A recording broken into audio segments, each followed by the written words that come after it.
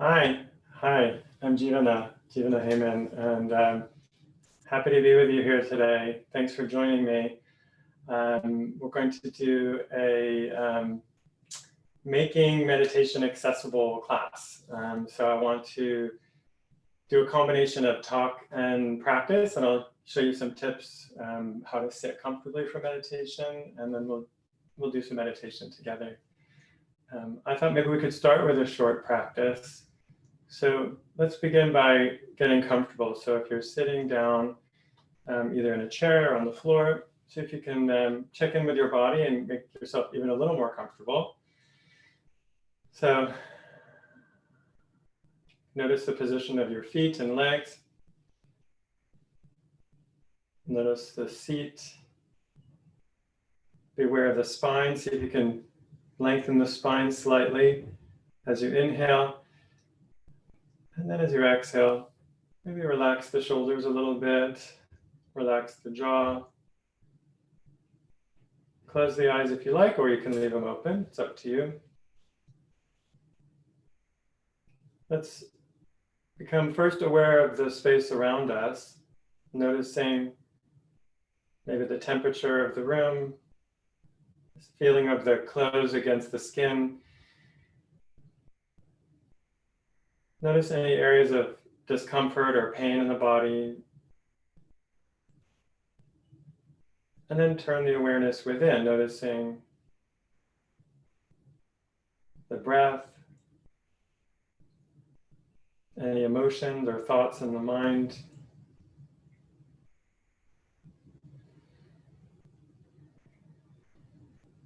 And let's spend just another minute here noticing without judging, noticing anything you sense, anything you feel.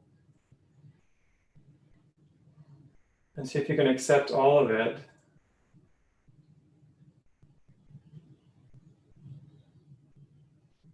In fact, if thoughts come, you can acknowledge them, allow them to come, and then move on to the next.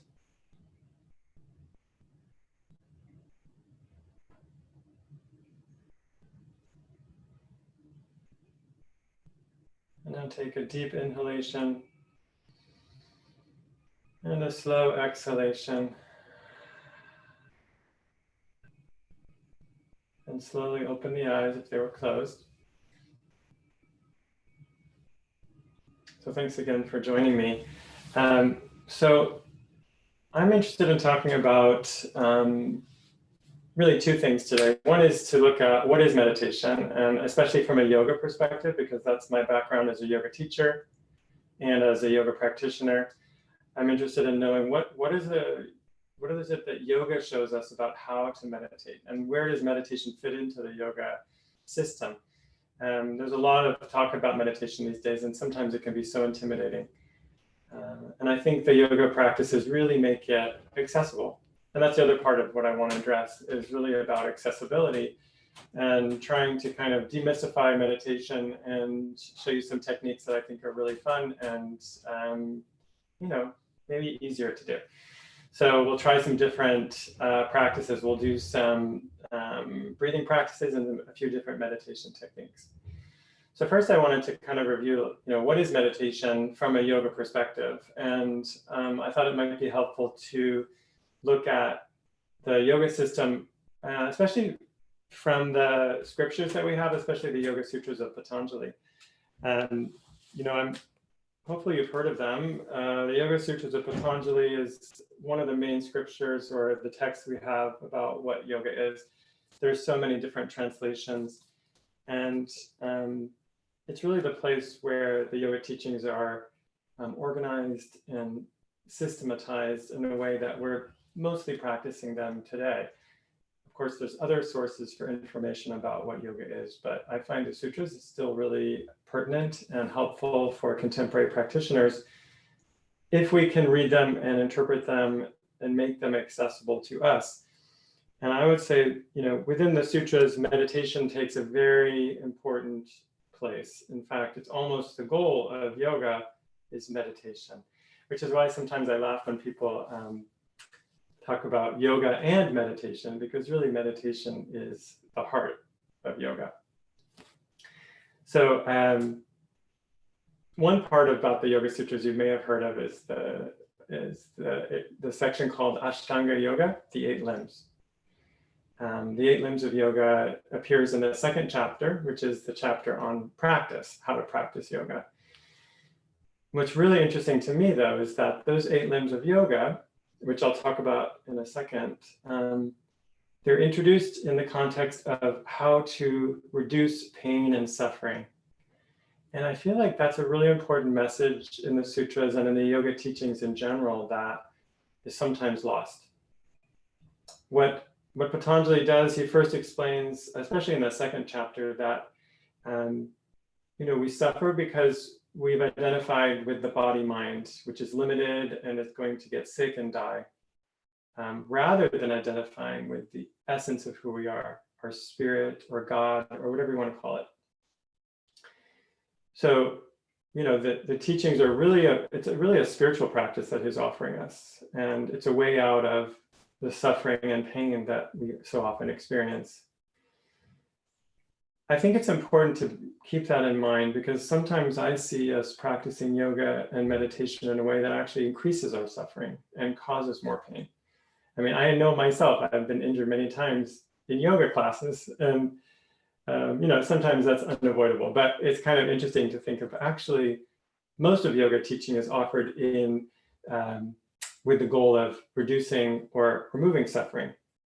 Patanjali even says that practicing yoga can remove future suffering, which I think is such a beautiful idea. And then he says the way to do this is actually through something he calls viveka. And I find it amazing that that's something we don't talk about very much in yoga, the concept of viveka.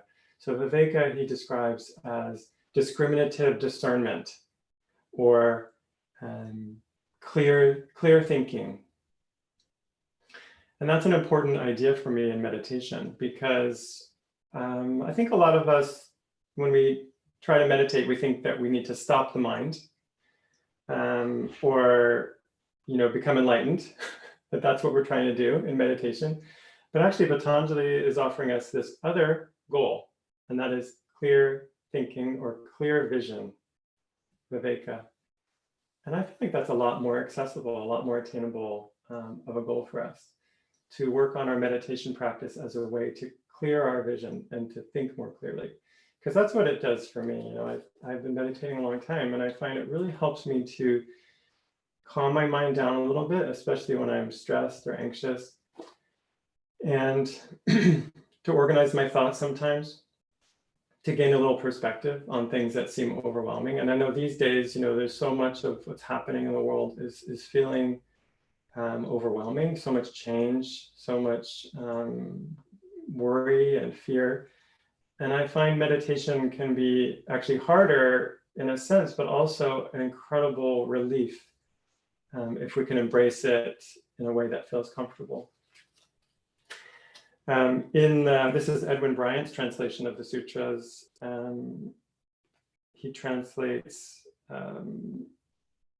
in chapter 2, Sutra 26, he says, the means to liberation is uninterrupted discriminative discernment, which is viveka. So he's actually saying here that the way to liberation is actually through clear thinking. And then my other favorite translation by Swami Satchidananda, the Yoga Sutras of Patanjali, he goes on, and then in Sutra 28, he says, by the practice of the limbs of yoga, the impurities dwindle away, and there dawns the light of wisdom, leading to discriminative discernment. And that's the introduction to the limbs of yoga, the 8 limbs, Ashtanga Yoga, which is what I want to talk about today. In fact, the next sutra, 29, then it goes on and defines the 8 limbs: yama, niyama, asana, pranayama, pratyahara, dharana, dhyana, samadhi. And that's where we see clearly where asana is, which is what most people think of as yoga, and you see where it's located. So you have yama, niyama, which are really ways of being in the world, which are incredibly important. And then he has asana, which is the physical practice and how to have a posture. Probably Patanjali was actually referring to a meditative posture. And that's what I want to talk about and practice with you now. So actually, I'm going to move back and sit on my mat and show you some ways to make seated postures accessible. Maybe you can join me. If you're not already sitting on the floor, you might want to try it. So hopefully you can see me. Let's see, I'm going to move the camera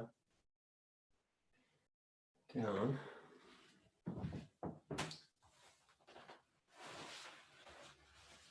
Hopefully you can see me there. So basically, from this position, we can work on some different ways of sitting on the floor, which is generally where we're meditating. I actually teach chair yoga. In fact, I did a workshop for Health Flix last week on chair yoga. So of course you can meditate in the chair easily. You could even meditate lying down in bed or lying on the mat. But traditionally, sitting on the floor is how meditation is done. And the asana that Patanjali was describing was probably some seated posture. So I want to look at some more gentle ways of sitting. So for one thing, I sat on a cushion right away, which helps a lot by raising up my hips. It feels more comfortable on the low back. And of course, helps my hips and potentially my legs. But if you notice, my knees are still up here. So one thing you can do is put blocks under the knees. You can have them angled a few different ways. You can have them like this, or you could turn them a little bit on the second highest level and place them right underneath the backs of the thighs. Or you could take a blanket. So if you have a blanket nearby, and you could make it a little bit longer and then roll it. And so we're going to come up with a blanket roll that's maybe, I don't know how long that is, about that wide, a little bit wider than your knees, and then place it between the shins and the feet there, so that it actually cushions the shins from touching the feet and also elevates the knees a little bit more. And I find that to be really comfortable personally, especially if I'm going to sit for a little bit longer. Another thing you can do, this is probably one of the oldest asanas that have been seen in India, at least over 2,000 years old. It's a seated practice that were used by the ancient yogis, and that's with a strap. So if you have a strap, you can make it, well, actually what you could do is you place it around the back, around your back, like around your waist or your hips. And then you have to make it into a loop. So this is always challenging with a yoga strap, is to connect it. I always say this is the hardest part of yoga, is making a loop with your strap. Sometimes you have to be a sailor to do so. So you want to make a loop of some kind. And I guess really the strap is around your waist. You're going to lift your knees a little higher than you had them normally. And then place the strap right on the outsides of the knees and then tighten it there. And see if you can find a position. You might need to bring your feet out, actually. You see that? Bring my feet out a little further. And then what you find is that the strap is actually allowing you to rest the knees down as it pulls your lower back in slightly, which is really nice because it actually feels like it's supporting the low back to move forward, which helps to resist that slouching position. And like I said, that's one of the oldest, I think it's over 2,000 years old. The images of yogis sitting with a strap to help support the knees cross-legged. So in a way, accessible yoga has been around a very, very long time. Okay, and then another way to sit is actually to not be cross-legged at all. That's to sit what we call Vajrasana. In fact, for this, you could use a cushion between the knees if you like, or you could use a bolster if you have a bolster, and straddle the bolster with the feet on either side. What's even more comfortable in this position would be to have a blanket underneath you, which I can show you actually. So if you have a blanket underneath you, you can have your toes coming off of the back of the blanket. And that way, the feet don't cramped. So the toes are actually coming off of the back of the blanket. I don't know if you can see that, but that's a nice way to sit. So, or you could sit with a block here too, if you want. If you don't have the bolster, you can have a block between the feet, which is quite nice. Okay, so find your most comfortable one. I'm going to change back to my cushion. And see if you can get comfortable. I'm going to put the roll between my legs. It's my favorite one. And then take a few moments here. Settle down. You can have your feet, your hands resting on your knees, or palms up, whatever you prefer. And I'd like to do some breathing practice. So in Ashtanga Yoga, the next step from after asana is pranayama. Pranayama is often defined as breathing practice, but actually prana is energy, life force, and ayama is expansion. So really, calling these breathing practices is kind of a very overly simplified definition of practices that allow us to work with the life force within us. And within the sutras, Patanjali says that that pranayama can remove the veil over the inner light. And I think that's a beautiful image that speaks to the power of breathing practice and the power of working with our own internal energy. And especially these days, like I said, when I feel like personally, like a lot of worry and anxiety coming up, it's good to do calming practices, especially. So let's try some. So you probably heard of, yogic breathing or three-part breath. Basically, you could explore that on your own. I would say the focus is to try to get breath moving down into the lower part of the lungs, and we do that by moving the belly. So you can place one hand on the belly and feel as you exhale, the belly moves in. On the inhale, belly moves forward. Just breathe that way for a while. Exhale, belly moves in. Inhale, belly moves forward. If that doesn't feel very compelling to you, I personally like to put my hands on the side of my, on the side of the belly, like the waist again, or a little bit higher. If you could reach a little higher up to the sides of the ribs. See if you can feel the ribs expanding outward and forward. So let's first exhale. Then inhale, feel the breath moving out and opening sideways. Good. Exhaling slowly.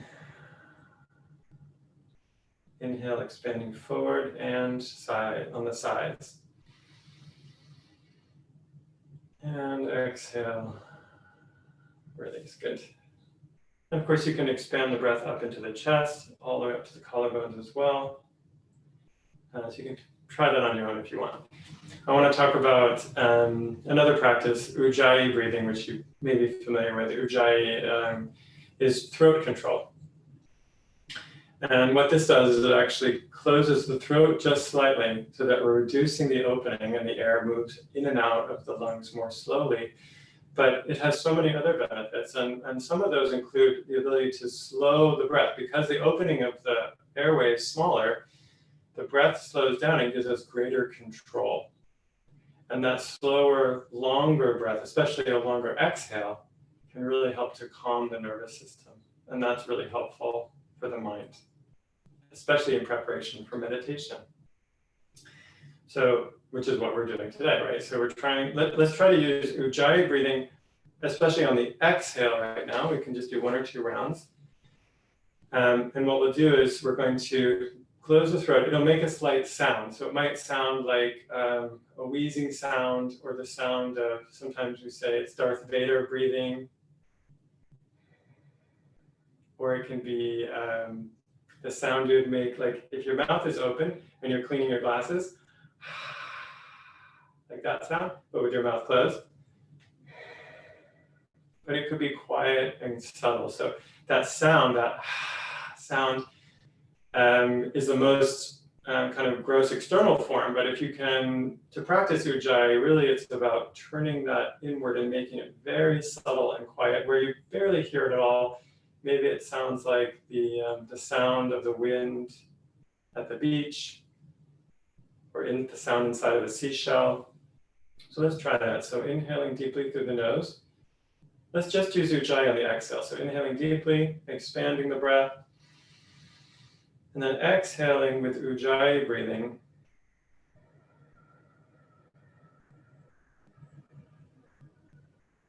Notice how much longer the exhalation can be with Ujjayi. And that's really, really helpful, like I said, for the nervous system, calming us down and calming the mind, preparing us for meditation. So I wanted to do one more round.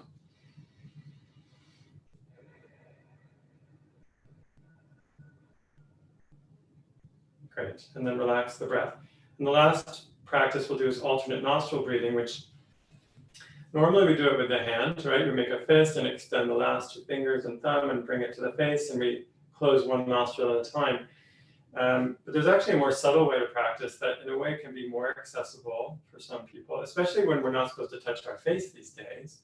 And that's to put the hands on the lap with the palms facing up. Hopefully you can see that there. And then we'll make gentle fists with the hands. And what we're going to do is we're going to imagine or feel the breath moving out and in from one nostril at a time.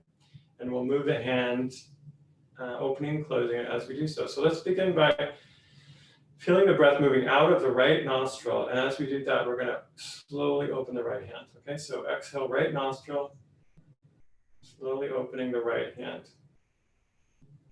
And then inhale, right nostril, closing the right hand. And now to the left side, exhaling left nostril, opening the left hand. Inhaling left nostril, closing the left hand. And continue like that. Let's do one more round. So exhaling right.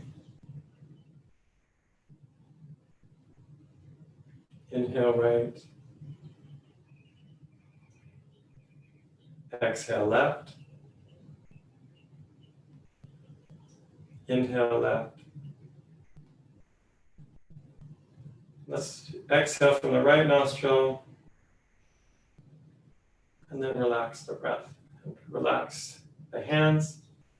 Notice how you feel.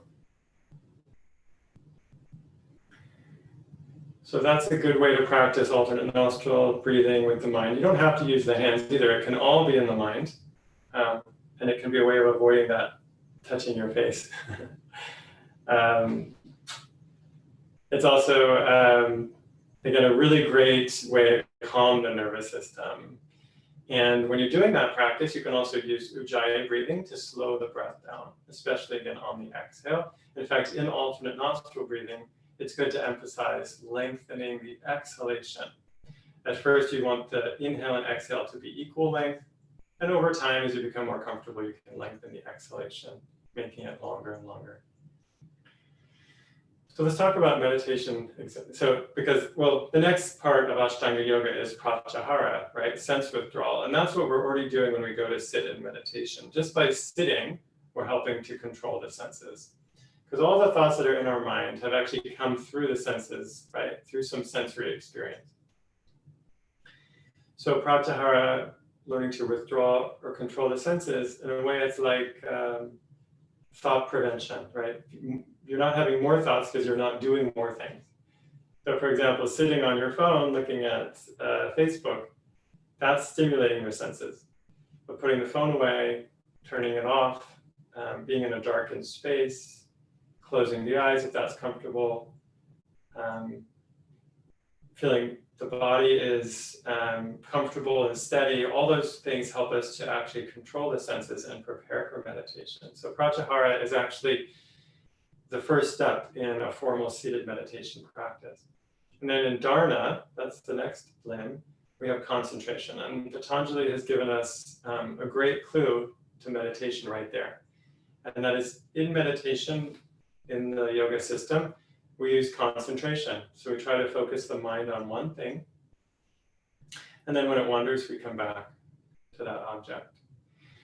Now, there's many, many different meditation techniques, but I think this focusing technique is generally pretty accessible because it offers something for the mind to do. I think it's hard for the mind to just be empty. And so sometimes people will think, oh, I'm going to sit in meditation, my mind needs to be totally empty. And that's impossible, at least for me. Instead, if I give the mind something to do, like a focus, something to focus, something else to do, and that thing that we pick has to be neutral and kind of positive, neutral or positive, right? Can't be both. So you could meditate on the breath. That could be the focus. The breath is moving almost all the time, and it's a neutral focus for us. Also, the breath is in the present moment, and that helps to keep the mind here, right? You can't breathe in the past or the future. So if you're focused on the breath, you're here in the present. Or you can meditate on a mantra, and that's actually what Patanjali is recommending in the Yoga Sutras. He recommends Om, and then says, or you can use any other place, object, or idea. And I love that. It's very like open-ended. You could use anything. What's not a place, object, or idea? I think everything is. Anyway, so Patanjali really says, first, try mantra. And if you don't want to do that, then do some other thing. That's a place, object, or idea. But what you do is you learn to concentrate on the thing. Okay. So what I thought we could try is a little practice on a mantra. Sometimes, Sanskrit mantras can seem intimidating, but I think if you pick a simple mantra, it can be very powerful and it can give people a positive experience. One way that I like to make it more accessible is, first of all, define what it is. So the mantra I'd like to use when I'm teaching meditation is Om Shanti. And Om represents all sound in the universe, right? It represents all sound and all vibration. And actually everything is vibrating. So it really represents all of creation. And they say that all mantras are one aspect of Om. So, and the word Shanti means peace, peace beyond the mind. So I thought we could try this out loud, and doing a mantra out loud is really helpful to help calm the mind. So I'll repeat it out loud. You can join with me repeating it out loud. What we'll do is we'll say it a few times together out loud, then we'll get quieter and quieter.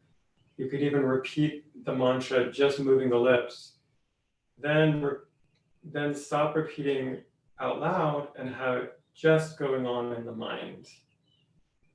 All right, so let's try that together. So check your posture. Make sure you're comfortable. That's really, really important. It's not helpful to be uncomfortable or to be in pain when you're trying to meditate. We have enough suffering already. Remember, yoga is about removing suffering. So if you need to move around, move around. And then get comfortable again. If you like, you can close the eyes. Take a breath. And then join with me. We'll say it out loud. Om Shanti. Om Shanti.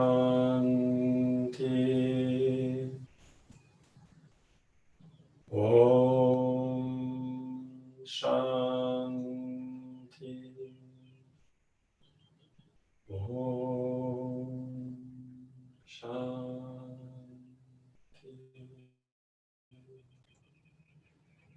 Om Shanti.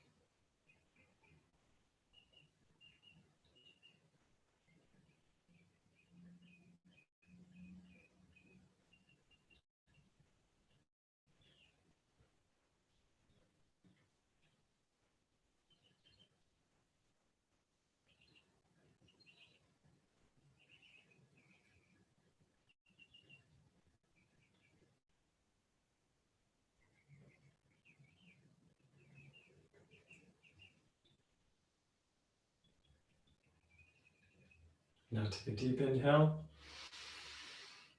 and slow exhale, slowly opening the eyes. And hopefully you could feel that the power of the mantra, which is helping to give the mind something to do, some positive thing to do, right? To concentrate on.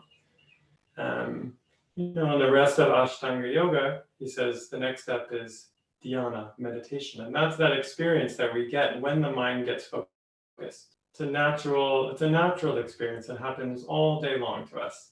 Whenever we're focused on a task, we're really, really in the present moment with something. That's what I would say. To me, that is the state of meditation, that we go there naturally. It's not something foreign that we need to be advanced yogis to do, right? You don't have to do advanced yoga poses even to be able to meditate. It's happening all the time to us.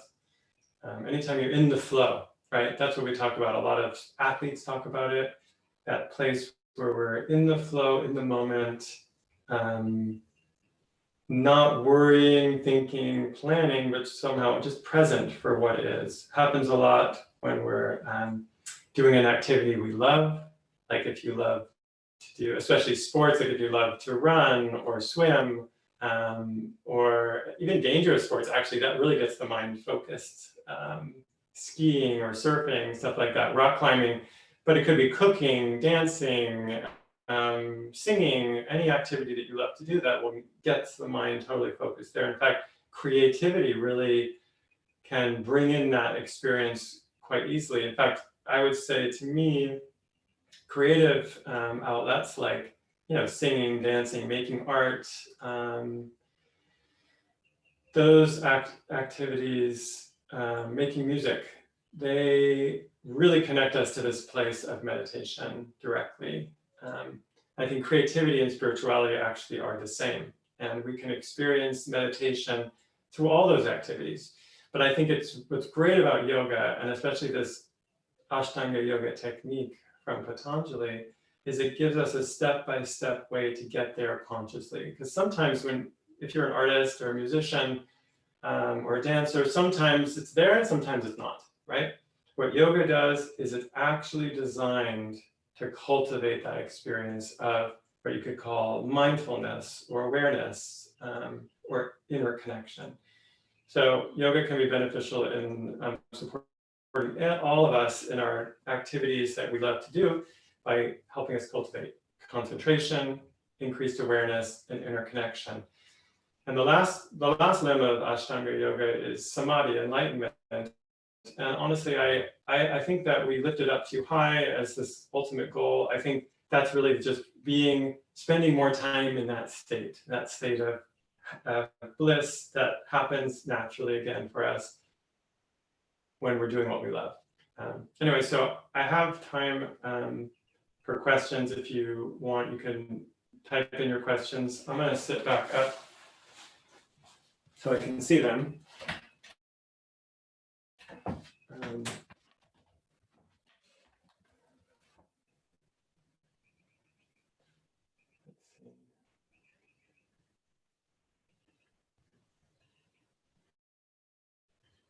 So if there's any questions, go ahead and ask. I don't think we have any yet, but I can continue on just for a minute. And what I might do, actually, I thought I could try and have us practice one additional meditation technique. And this is a meditation on the breath. And this is what we often find these days is a really neutral way of practicing meditation, especially if doing a mantra feels uncomfortable for someone or strange. Meditation on the breath is very universal. So I thought maybe we could try that. So if you want to join with me, we can sit for a minute, check the posture again, get comfortable wherever you are. And then bring the awareness to the breath, and we don't need to deepen it or change it. We just be conscious of the sensations that arise as you breathe. Could be aware of the breath as it comes in through the nostrils, perhaps slightly cool as it comes up through inside the nose into the sinuses, down the throat, filling the lungs. You could feel the muscles moving, tissue expanding. And then as you exhale, notice contraction, the sense of release, letting go as the breath moves up the throat and out the nose again, perhaps slightly warmer.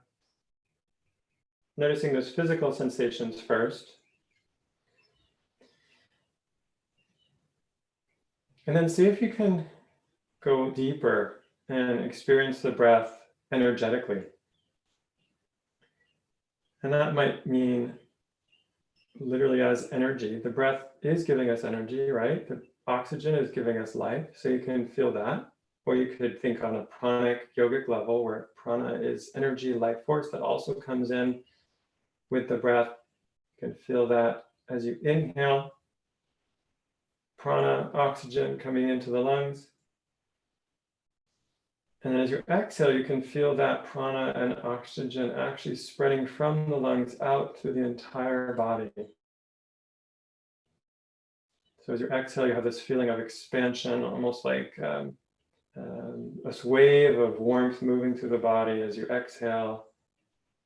So again, as you inhale, you can feel energy coming in, oxygen filling the lungs. And as you exhale, feel that energy and expansion moving out through the rest of the body, or whatever you experience. So that's just some ideas. I want you to spend one more minute exploring the breath on your own, noticing in more detail than you ever have before.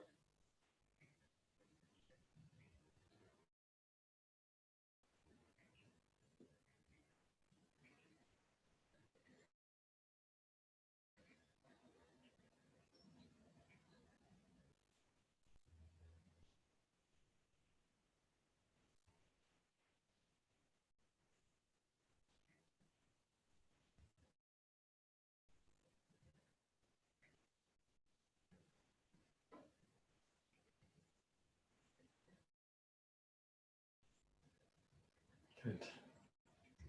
And then take a deep inhale. And a slow exhale.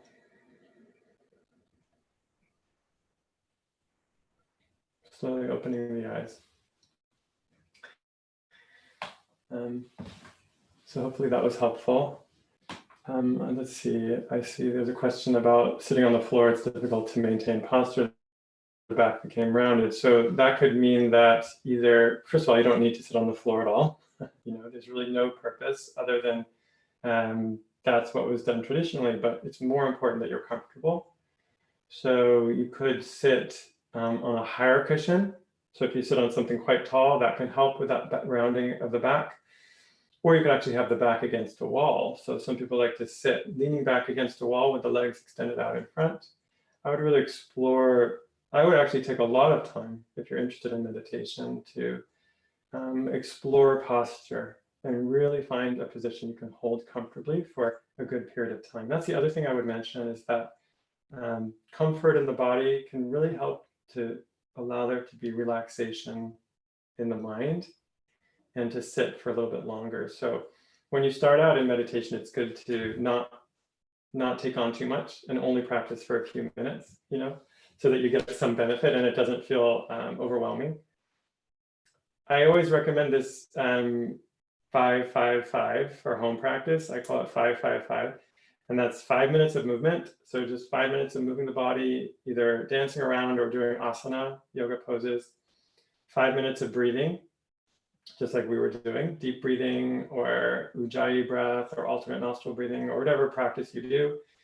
And 5 minutes of meditation or relaxation. So if meditation feels too intense, and by the way, I just want to say, it's important to add this, that meditation is not for everyone. It's okay. If you don't enjoy meditating, if it feels like it increases your anxiety or brings up past trauma, don't do it. It can actually be too much and too intense for many people. Therefore, they could just do some relaxation instead. So what I say at 5-5-5 is 5 minutes of movement, asana, 5 minutes of breathing, pranayama, and 5 minutes of meditation or relaxation. And that could mean lying on the back, resting in bed, whatever that is for you. If you can do 5 minutes like that, 5, 5, 5, every day, and then slowly expand from there, that's a good way to start. Rather than many people try to start a yoga practice like a full hour and do 20 minutes of meditation, and that can just be too much for beginners and not be a positive experience. So it's great to have a positive experience, something you enjoy, you get benefit from it, and then you want more. Better to do a little bit every day than a lot just once in a while too. Anyway, so hope that was helpful. I thought maybe we could end with another mantra that I used last week as well, and I think it's really good for these times. This is a ancient Sanskrit mantra, Loka Samasta Sukhino Bhavantu. And I'll chant it 3 times. And what it means is, may all beings everywhere be at peace. Loka Samasta Sukhino Bhavantu. Loka Samasta Sukhino Bhavantu. Loka Samasta Sukhino Bhavantu. And if you like, you can bring your palms together at the chest and bow to that place within you that connects you with everyone else and everything else in creation.